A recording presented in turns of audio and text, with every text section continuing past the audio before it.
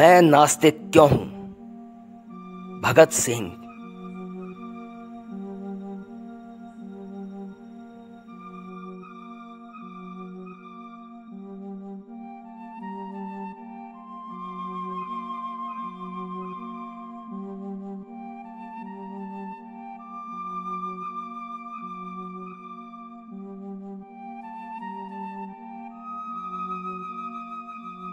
मैं प्राचीन विश्वास के ठोसपन पर प्रश्न करने के संबंध में आश्वस्त हूं। मुझे पूरा विश्वास है कि एक चेतन परम आत्मा का, जो प्रकृति की गति का दिग्दर्शन एवं संचालन करता है, कोई अस्तित्व नहीं है। हम प्रकृति में विश्वास करते हैं और समस्त प्रगतिशील आंदोलन का ध्येय मनुष्य द्वारा अपनी सेवा के लिए प्रकृति पर विजय प्राप्त करना मानते हैं। इसको दिशा देने के पीछे कोई चेतन शक्ति नहीं है, यही हमारा दर्शन है। हम आस्तिकों से कुछ प्रश्न करना चाहते हैं। यदि आपका विश्वास है कि एक सर्वशक्तिमान, सर्वव्यापक और सर्वज्ञानी ईश्वर है जिसने विश्व की रचना की है, तो कृपा करके मुझे यह बताएं कि उसने ये रचना क्यों की। कष्टों और संतापों से पूर्ण दुनिया, असंख्य दुखों के शाश्वत अनंत गठबंधनों से ग्रसित, एक भी व्यक्ति तो पूरी तरह संतुष्ट नहीं है। कृपया ये ना कहें कि उसका यही नियम है। यदि वो भी किसी नियम से बंधा है तो वो सर्वशक्तिमान नहीं है, वो भी हमारी तरह नियमों का दास है। कृपा करके ये भी ना कहें कि ये उसका मनोरंजन है। नीरो ने बस एक रोम जलाया था, उसने बहुत थोड़ी संख्या में लोगों की हत्या की थी। उसने तो बहुत थोड़ा दुख पैदा किया था अपने पूर्ण मनोरंजन के लिए, और उसका इतिहास में क्या स्थान है? उसे इतिहासकार किस नाम से बुलाते हैं? सभी विषैले विशेषण उस पर बरसाए जाते हैं। पन्ने उसकी निंदा के वाक्यों से काले पुते हैं, भर्त्सना करते हैं। नीरो एक हृदयहीन, निर्दयी दुष्ट। एक चंगेज खां ने अपने आनंद के लिए कुछ हजार जानें ले ली, और आज हम उसके नाम से भी नफरत करते हैं। तब तुम किस प्रकार अपने उस ईश्वर को न्यायोचित ठहराते हो? उस शाश्वत नीरो को, जो हर दिन, हर घंटे और हर मिनट असंख्य दुख देता है और अभी भी दे रहा है। फिर तुम कैसे उसके दुष्कर्मों का पक्ष लेने की सोचते हो, जो चंगेज खां से प्रत्येक क्षण अधिक है? क्या ये सब बाद में इन निर्दोष कष्ट सहने वालों को पुरस्कार और गलती करने वालों को दंड देने के लिए हो रहा है? ठीक है, तुम कब तक उस व्यक्ति को उचित ठहराते रहोगे जो हमारे शरीर पर घाव करने का साहस इसलिए करता है कि बाद में मुलायम और आरामदायक मलहम लगाएगा? ग्लैडिएटर संस्था की व्यवस्थापक कहां तक उचित करते थे कि एक भूखे खूंखार शेर के सामने मनुष्य को फेंक दो कि यदि वो उससे जान बचा लेता है तो उसकी खूब देखभाल की जाएगी। इसलिए मैं पूछता हूं कि उस चेतन परम आत्मा ने इस विश्व की और उसमें मनुष्यों की रचना क्यों की? आनंद लूटने के लिए? तब उसमें और नीरो में क्या फर्क है? तुम मुसलमानों और ईसाइयों, तुम तो पूर्व जन्म में विश्वास नहीं करते। तुम तो हिंदुओं की तरह ये तर्क पेश नहीं कर सकते कि प्रत्यक्षतः निर्दोष व्यक्तियों के कष्ट उनके पूर्व जन्म के कर्मों का फल है। मैं तुमसे पूछता हूं कि उस सर्वशक्तिशाली ने शब्द द्वारा विश्व की उत्पत्ति के लिए 6 दिन तक क्यों परिश्रम किया, और प्रत्येक दिन वो क्यों कहता है कि सब ठीक है? बुलाओ उसे आज, उसे पिछला इतिहास दिखाओ, उसे आज की परिस्थितियों से अवगत करवाओ, उनका अध्ययन करने दो। हम देखेंगे कि क्या वो अब भी कहने का साहस करता है कि सब ठीक है।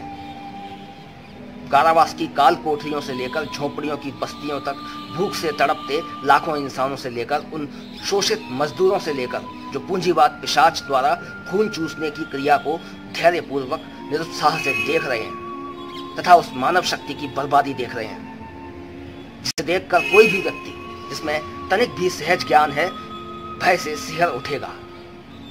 और अधिक उत्पादन को जरूरतमंद लोगों में बांटने के बजाय समुद्र में फेंक देना बेहतर समझने से लेकर राजाओं के उन महलों तक जिनकी नींव मानव की हड्डियों पर पड़ी है, उसको ये सब देखने दो और फिर कहे कि सब कुछ ठीक है।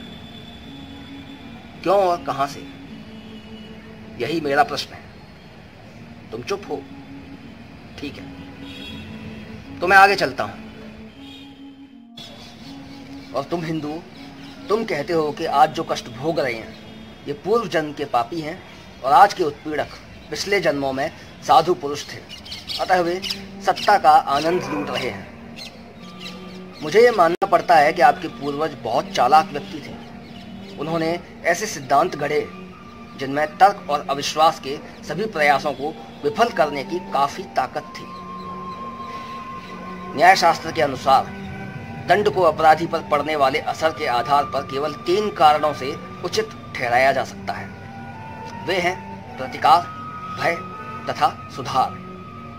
आज सभी प्रगतिशील विचारकों द्वारा प्रतिकार के सिद्धांत की निंदा की जाती है। भयभीत करने के सिद्धांत का भी अंत वही है। सुधार करने का सिद्धांत ही केवल आवश्यक है और मानवता की प्रगति के लिए अनिवार्य है। इसका ध्येय अपराधी को योग्य और शांतिप्रिय नागरिक के रूप में समाज को लौटाना है। किंतु यदि हम मनुष्य को अपराधी भी मान लें तो ईश्वर द्वारा उन्हें दिए गए दंड की क्या प्रकृति है? तुम कहते हो कि वो उन्हें गाय, बिल्ली, पेड़, जड़ी बूटी या जानवर बनाकर पैदा करता है। तुम ऐसे 84 लाख दंडों को गिनाते हो। मैं पूछता हूं कि मनुष्य पर इसका सुधारक के रूप में क्या असर है? तुम ऐसे कितने व्यक्तियों से मिले हो जो ये कहते हैं कि वे किसी पाप के कारण पूर्व जन्म में गधे के रूप में पैदा हुए थे? एक भी नहीं। अपने पुराणों से उदाहरण मत दो। मेरे पास तुम्हारी पौराणिक कथाओं के लिए कोई स्थान नहीं है। और फिर क्या तुम्हें पता है कि दुनिया में सबसे बड़ा पाप गरीब होना है? गरीबी एक अभिशाप है, ये एक दंड है। मैं पूछता हूं कि दंड प्रक्रिया की कहां तक प्रशंसा की जाए जो अनिवार्यतः मनुष्य को और अधिक अपराध करने को बाध्य करे? क्या तुम्हारे ईश्वर ने यह नहीं सोचा था? या उसको भी ये सारी बातें मानवता द्वारा अकथनीय कष्टों के झेलने की कीमत पर अनुभव से सीखनी थी? तुम क्या सोचते हो? किसी गरीब या अनपढ़ परिवार जैसे चमार या मेहतर के यहाँ पैदा होने पर इंसान का क्या भाग्य होगा? चूंकि वो गरीब है इसलिए पढ़ाई नहीं कर सकता। वो अपने साथियों से तिरस्कृत एवं परित्यक्त रहता है, जो ऊंची जाति में पैदा होने के कारण अपने को ऊंचा समझते हैं। उसका अज्ञान, उसकी गरीबी तथा उससे किया गया व्यवहार उसके हृदय को समाज के प्रति निष्ठुर बना देते हैं। यदि वो कोई पाप करता है तो उसका फल कौन भोगेगा? ईश्वर, वो स्वयं, या समाज के मनीषी? और उन लोगों के दंड के बारे में क्या होगा जिन्हें दंभी ब्राह्मणों ने जानबूझकर अज्ञानी बनाए रखा तथा जिनको तुम्हारी ज्ञान की पवित्र पुस्तकों वेदों के कुछ वाक्य सुन लेने के कारण कान में पिघले शीशे की धारा सहन करने की सजा भुगतनी पड़ती थी? यदि वे कोई अपराध करते हैं तो उसके लिए कौन जिम्मेदार होगा और उनका प्रहार कौन सहेगा? मेरे प्रिय दोस्तों, ये सिद्धांत विशेषाधिकार युक्त लोगों के आविष्कार हैं। ये अपनी हथियाई हुई शक्ति, पूंजी तथा उच्चता को इन सिद्धांतों के आधार पर सही ठहराते हैं। अपटान सिंक्लेयर ने लिखा था कि मनुष्य को बस अमरत्व में विश्वास दिला दो और उसके बाद उसकी सारी संपत्ति लूट लो। वो बिना कुछ बड़बड़ाए इस काम में तुम्हारी सहायता करेगा।